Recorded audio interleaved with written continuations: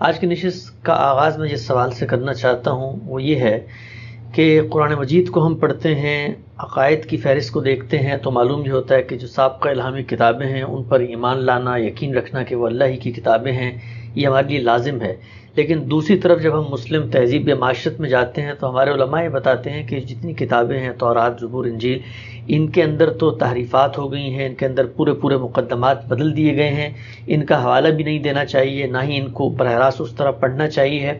سوال میرا آپ سے یہ ہے کہ قرآن مجید جب یہ کہتا ہے، یہود رسول اللہ صلی اللہ علیہ وسلم کے پاس آتے ہیں کہ تورات کے مطابق فیصلہ کریں، انجیل کے مطابق فیصلہ کریں، اگر ان کے اندر کوئی تحریف تھی، کوئی تبدیلی تھی، کوئی تغیر تھا تو پھر قرآن ان کو ریفر کیسے کر رہا ہے؟ اور دوسری بات کہ سیدنا موسیٰ علیہ السلام کو تورات دی گئی تھی، قرآن تو کہتا ہے کہ ان کو کتاب دی گئی تھی، صراحت نہیں ہے، یہ ہم کیسے جانیں گے کہ تورات سیدنا موسیٰ ہی پہ نازل ہوئی؟ اور کہا ہی جاتا ہے کہ وہ تو گم ہو گئی تھی، تو پھر یہ تورات انہوں نے جو جمع کر لی اس کو قرآن نے تورات کیوں قرار دی؟ قرآن مجید تو اس معاملے میں بالکل واضح ہے کہ تورات بھی اللہ کی کتاب ہے، زبور بھی اللہ کی کتاب ہے، انجیل بھی اللہ کی کتاب ہے، اور قرآن ان کا ذکر ایسے ہی کرتا ہے کہ ان کے حاملین کے پاس وہ کتابیں اس وقت موجود ہیں، وہ ان کو پڑھتے ہیں، ان کی تلاوت کرتے ہیں۔ قرآن مجید نے تو اہل کتاب کی مدح کرتے ہوئے یہ کہا ہے کہ ان میں ایسے لوگ ہیں جو رات دن اللہ کی آیات کی تلاوت کرتے ہیں۔ وہ ظاہر ہے کہ قرآن مجید کی تلاوت تو نہیں کر رہے تھے، تو تورات کی تلاوت کرتے ہیں یا زبور کی کرتے ہیں یا اہل انجیل کی کرتے ہیں۔ قرآن مجید تورات کے حوالے دیتا ہے، اس کا ذکر کرتا ہے، اور بعض موقعوں پر یہ کہتا ہے کہ یہ بات ہم نے واضح کرتی ہے، اور اگر تم اس معاملے میں سچے ہو تو فاتو بالتورات، جاؤ تورات لاؤ اور دیکھو۔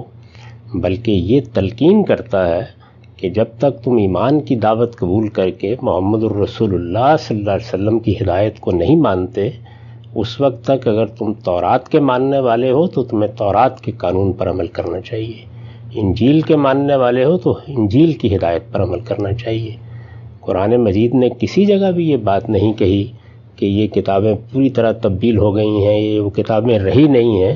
البتہ وہ یہ بتاتا ہے کہ بعض جگہوں پر مانوی تحریفات ہوئی ہیں، یعنی کسی مدعا کو تبدیل کر دیا گیا ہے یا کوئی توضیح داخل کر دی گئی ہے۔ اللہ کی کتاب قرآن مجید جس طریقے سے اصل زبان میں محفوظ ہے، یعنی ہمارے پاس قرآن کا صرف ترجمہ نہیں ہے، اصل کتاب ہمارے پاس ہے، اور اس کے بھی تراجم ہوتے ہیں اور وہ تراجم بھی اسی طرح پڑھے جاتے ہیں۔ ہمارے ہاں جو آدمی ہدایت حاصل کرنا چاہتا ہے وہ اگر عربی زبان سے واقف نہیں ہے تو قرآن کا ترجمہ ہی پڑھے گا۔ علماء بھی جب سمجھتے ہیں تو ظاہر ہے کہ جو مدعا وہ سمجھ رہے ہوتے ہیں اسی کی بنیاد پر قانون بھی بیان کرتے ہیں، شریعت بھی بیان کرتے ہیں۔ تو اس لیے یہ کتابیں موجود ہیں، یہ اس وقت بھی بائبل کے مجموعے میں انہوں نے شامل کر رکھی ہوئی ہیں۔ ان کی ایک تاریخ ہے جس کے نتیجے میں آج یہ بات نہیں کہی جا سکتی کہ ان کا اصل متن ہمارے پاس موجود ہے۔ تو جو بات کہنی چاہیے وہ یہ بات ہے، اصل متن کے بارے میں کوئی بات نہیں کہی جا سکتی۔ جو کچھ بھی ہے وہ تراجم ہے، مختلف زبانوں میں ہو رہے ہیں، اور جب سے ہمارے پاس یہ کتابیں ہیں بہت کم ایسا ہوا ہے کہ اس میں کوئی بڑی تبدیلی ہو گئی ہو۔ ترجمے میں جس طرح کی غلطیاں ہوتی ہیں وہ بھی صاف نظر آتا ہے کہ ہوئی ہیں، اور روایت میں جس طرح کی غلطیاں ہو جاتی ہیں وہ بھی صاف نظر آتا ہے کہ ہوئی ہیں۔ تو اس طرح کی غلطیاں ہیں جو ان میں ہوئی ہیں۔ ہمارے ہاں عام طور پر جن تحریفات کا ذکر کیا جاتا ہے ان کا ان کتابوں سے تعلق نہیں ہے، ان کا تعلق اصل میں بائبل ہسٹری سے ہے۔ یعنی یہ جس کو بائبل آپ کہتے ہیں یہ الہامی کتاب نہیں ہے، اس کے اندر الہامی کتابیں ہیں۔ یعنی یہ تو اصل میں بنی اسرائیل کی اور پھر بعد میں مسیحیوں کی پوری تاریخ ہے، پوری تاریخ بیان کی گئی ہے، اور دنیا کی ابتدا سے تاریخ بیان کی گئی ہے۔ اگر آپ مثال کے طور پر ہمارے ہاں کے جو مورخین کی کتابیں ہیں جیسے البدایہ والنہایہ ہے یا ابن اسیر کی الکامل ہے یا ابن خلدون کی تاریخ ہے وہ اٹھائیں تو وہ بھی اسی طریقے سے دنیا کی ابتدا سے شروع ہوتی ہیں۔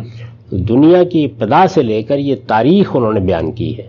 اس میں جب سیدنا ابراہیم کی بعثت کا موقع آتا ہے تو وہ سیدنا ابراہیم کے حالات بیان کرتے ہیں، پھر اس کے بعد جب تورات کے نزول کا موقع آتا ہے تو تورات آ جاتی ہے، پھر نبیوں کے صحائف آتے ہیں، پھر زبور کے نزول کا موقع آتا ہے تو زبور اس کا حصہ بن جاتی ہے۔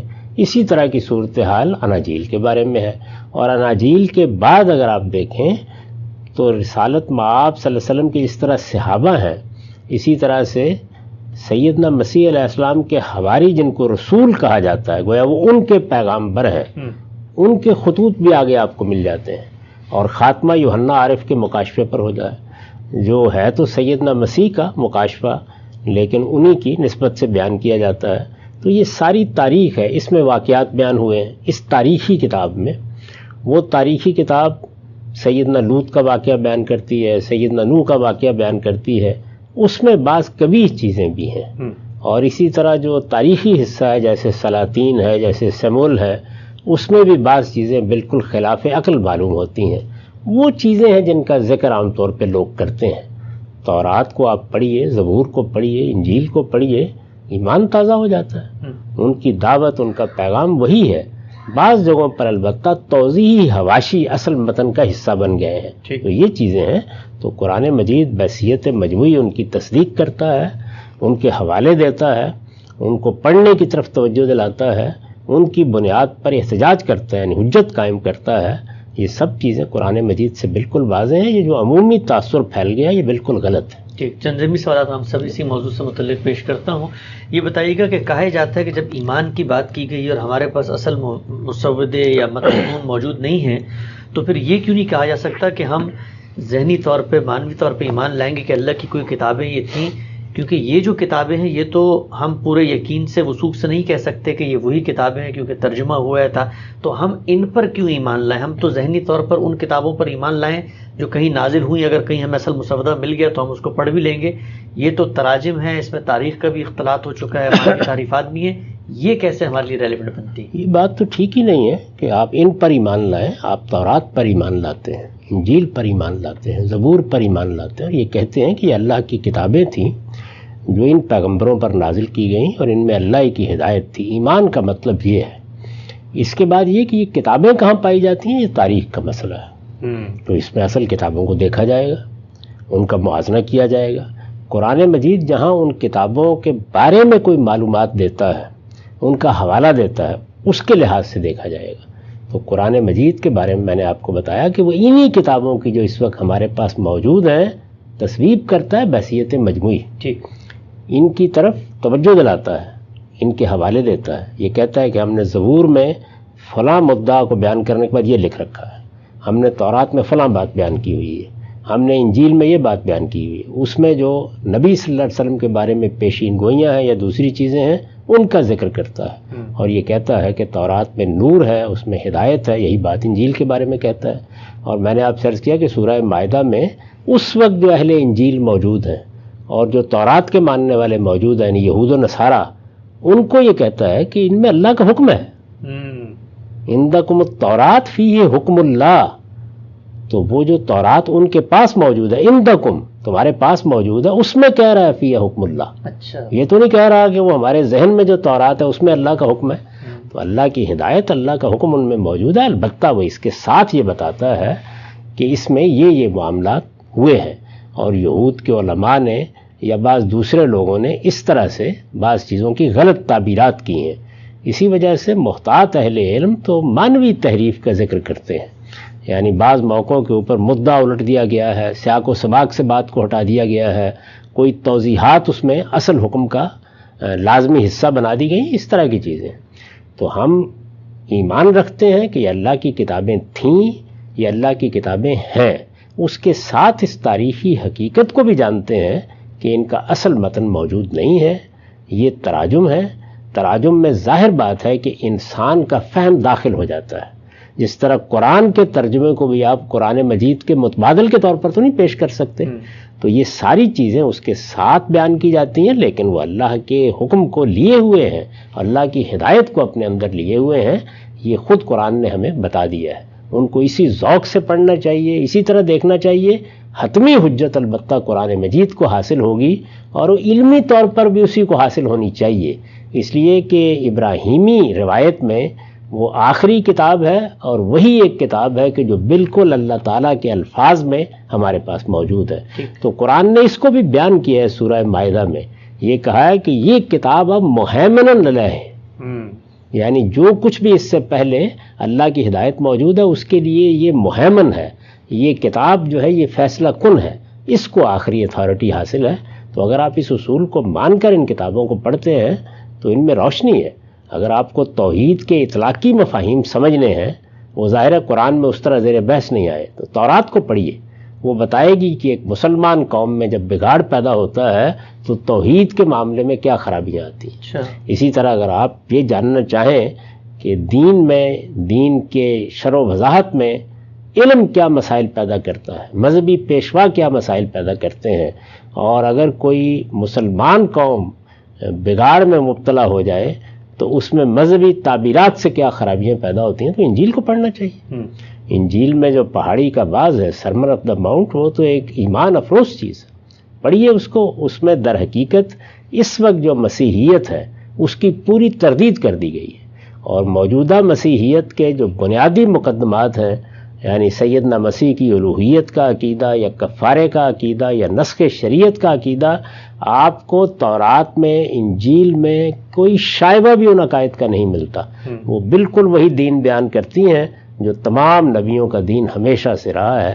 اسی پس منظر میں قرآن نے سب نبیوں کی ہدایت کا ذکر کر کے رسول اللہ صلی اللہ علیہ وسلم کو یہ کہا ہے کہ فَبِهُدَاهُمْ اقْتَدِي، آپ بھی اسی ہدایت کے پیروکار رہیں۔ سر بہت ہی وضاحت سے آپ نے بات بتائی۔ میں یہی سوال ابھی پوچھنے والا تھا کہ جب ہم یہ کہتے ہیں کہ جو دین کا مجموعی سٹرکچر ہے ان کے ہاں بھی اس میں جو مقدس کلام موجود ہیں کتابوں میں، ان میں کوئی تعریف نہیں ہمیں نظر آتی، تو یہ جو موجودہ مسیحیت کے بنیادی عقائد ہیں، حلیت مسیح یا تثلیث یا کفارے یا نسخ شریعت کا آپ کی نظر رہی الہامی کتب کے اوپر، تو وہ استدلال تو کہیں نہ کہیں سے کر رہے ہوتے ہیں۔ خدا باپ کہہ رہے ہوتے تو کہتے ہیں دیکھیں کہ بیٹا ہے، تو استدلال تو کہیں نہ کہیں ان سب چیزوں کا وہ لا رہے ہوتے ہیں بائبل۔ یہ اس طرح کے استدلالات تو تمام ضلالتوں کے لیے قرآن مجید سے بھی کیے جا رہے ہیں کہ ہم مسلمان نہیں کرتے۔ وہ کون سی چیز ہے کہ جس کا ماخذ قرآن مجید سے لوگ آپ کو تلاش کر کے نہیں دے دیتے؟ تو ان میں بالکل وہی چیزیں مذنہ بنتی ہیں جن کا میں اس سے پہلے ایک نشست میں ذکر کر چکا ہوں، یعنی زبان کے اصولوں کی کہیں خلاف ورزی ہو جاتی ہے، لوگ متشابہات کے درپے ہو جاتے ہیں، حقیقت اور مجاز کے بیانات میں فرق کو ملحوظ نہیں رکھتے، اس میں بعض اوقات گمراہیاں بھی پیدا ہوتی ہیں اور غلطیاں بھی ہوتی ہیں تعویل میں۔ وہ دنیا کی ہر کتاب میں ہوں گی، جب تک انسان موجود ہے یہ ہوگا۔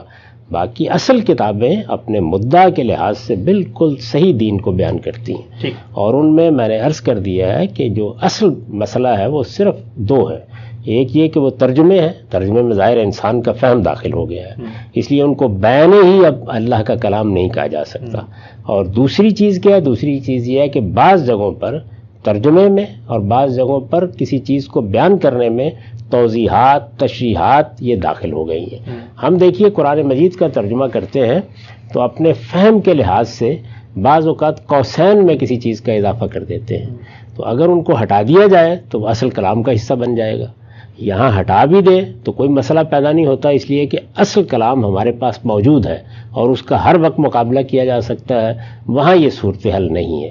تو یہ مسائل ہیں جو ان کتابوں کے یہاں پیدا ہوئے ہیں، باقی استدلال تو ہر ضلالت کے لیے کیا ہی جاتا ہے۔ ٹھیک ہے صاحب، آخری سوال اس موضوع سے متعلق یہ مجھے بتائیے گا، ایک عملی مثال ذہن میں آ رہی تھی، مولانا فلاحی نے کتاب بھی لکھی ذبیح کون کے عنوان سے، کہ ترجمہ کیا مولانا اصلاحی نے ان کا الرائے صحیح کے بارے میں، تو یہ بتائیے گا کہ جو اگر کوئی غلطی ہو گئی ہے بائبل میں اور اس کے ترجمے میں، اور ہم یہ جانتے ہیں کہ جیسے ان کو بنی اسماعیل کے ساتھ ایک خاص قسم کی ایک پرخاش تھی جس کی وجہ سے کافی چیزیں انہوں نے تحریف کی ہیں تاریخی معاملات میں بھی، تو ان کو درست کرنا یا ان کو پکڑنا یا ان کی صحیح توجیہ کرنا یہ بھی ممکن ہے؟ اس مثال کے ذریعے میں بتائیے گا کہ مولانا فراہی نے خود بائبل سے بتایا کہ اکلوتے بیٹے کی جو بات کی گئی عیسیٰ کے تو ممکن نہیں تاریخی لحاظ سے، تو ان غلطیوں کو پکڑا بھی جا سکتا ہے۔ یہ سیدنا اسماعیل کے ذبیح ہونے کا واقعہ، سیدنا ابراہیم کے مکے کو آباد کرنے کا واقعہ، اسی طریقے سے وہ سب مباحث جن کا تعلق رسالت مآب صلی اللہ علیہ وسلم کے خاندان یا آپ کی بعثت سے ہے، وہ تو بائبل میں ہے، وہ تورات میں نہیں ہے، ٹھیک، وہ انجیل میں نہیں ہے، وہ زبور میں نہیں ہے۔ یعنی یہ جو بحث ہے جس کا آپ نے حوالہ دیا، جس پر امام فرائی نے کتاب لکھی ہے کہ ذبیح اسماعیل تھے علیہ السلام یا اسحاق تھے، یہ تورات کی بحث نہیں ہے، یہ زبور اور انجیل کی بحث نہیں ہے، یہ انبیاء کے صحائف میں بھی نہیں ہے۔ میں نے اس سے پہلے عرض کیا کہ بائبل اصل میں ایک مجموعہ ہے، جیسے ہمارے ہاں تاریخ کی کتابیں ہیں ویسے ہی تاریخ کی کتاب ہے۔ انہوں نے اس تاریخ کی کتاب کے اندر اس کے مقام پر یہ کتابیں بھی رکھ دی ہیں. تو اس کے اندر تورات ہے کوئی 70-80 صفحے کی، اس کے اندر انجیل ہے کوئی 50-60 صفحے کی. یہ پوری کی پوری 1500-1600 صفحے کی کتاب اصلاً تاریخ ہے ان کی. تو یہ جتنی بحث ہے یہ تاریخ کے بارے میں ہے، اور اس تاریخ میں جو غلطی انہوں نے کی ہے کسی موقع کے اوپر، اس کو پہلے بھی محققین بیان کرتے رہے ہیں، اور امام فرائی نے بھی خود ان کی اپنی تحریروں سے اور خود بائبل کے اپنے بیانات سے یہ بتا دیا ہے کہ اس میں کیا تضادات واقع ہو گئے ہیں. وہ کتاب، اس میں کوئی شک نہیں ہے کہ پڑھنے کی کتاب ہے اور بڑی غیر معمولی کتاب ہے. اس میں انہوں نے استدلال کر کے یہ بتایا ہے کہ خود بائبل بھی اسی بات کی شہادت دیتی ہے کہ اسماعیل ہی ذبیح تھے، اور یہ اسماعیل کی جگہ اسحاق کا نام داخل کیا ہے. تو یہ دیکھ لیجئے کہ خود ان کی اپنی تحریر میں اس سے کیا تضادات اور کیا تناقضات پیدا ہو گئے ہیں، یہ انہوں نے بتایا. لیکن یہ حصہ تاریخ کا حصہ ہے، یہ الہامی حصہ نہیں ہے. یعنی الہام یا کتاب یا اللہ کا نازل کردہ کلام وہ یہ ہے ہی نہیں، اس کے بارے میں یہ دعویٰ ہی نہیں کیا جاتا. یہ اسی طرح کی کتاب ہے جیسے البدایہ والنہایہ ہے، جیسے ابن خلدون کی تاریخ ہے، اس میں البتہ وہ کتابیں بھی شامل ہیں.